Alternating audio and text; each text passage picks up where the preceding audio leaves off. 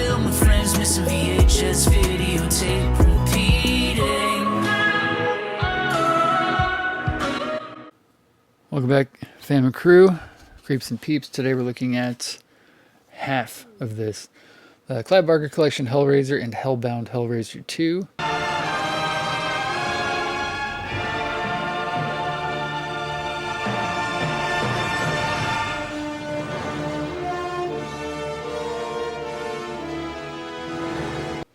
Special 2-tape set.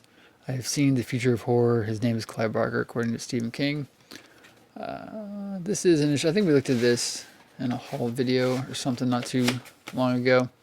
This is a Star Maker RSG release, along with Anchor Bay 1995. It's duplicated in EP mode, because I remember talking about the lack of tape. I should just look at that real quick. I just happen to have this 2-tape Hellraiser sitting next to it. So look at the amount of tape there versus the amount of tape there. I'd say it's almost probably 2.5 times as much, because obviously as the circumference gets bigger, it takes more tape. So even though maybe it's only 2 times as wide this way, it's bigger this way as well. It always helps when I just have these tapes just lying around. So ended up watching Hellbound Hellraiser 2 the other day with my dog Fulci.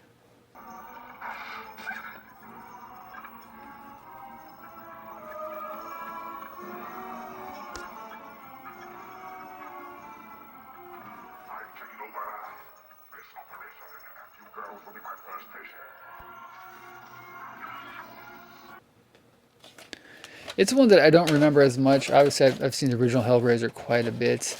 In fact, I think I watched it not that long ago, or so. It's one of those movies where it always feels like I just watched it. I've seen it enough to where it's like not really a new experience or anything. The Hellbound Hellraiser 2 is one that I haven't watched as many times. I think I remember elements of some of the later Hellraiser movies, like Hellworld and Deader and all those, and Bloodlines, more than I remember Hellraiser 2.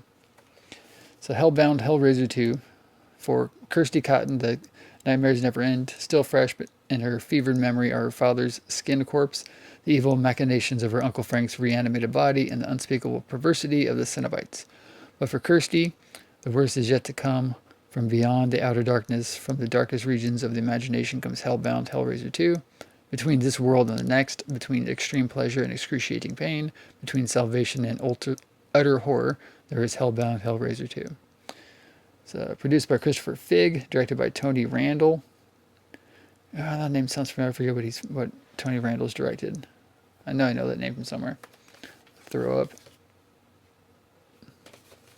Of course, this brings back Claire Higgins and Ashley Lawrence from the first film.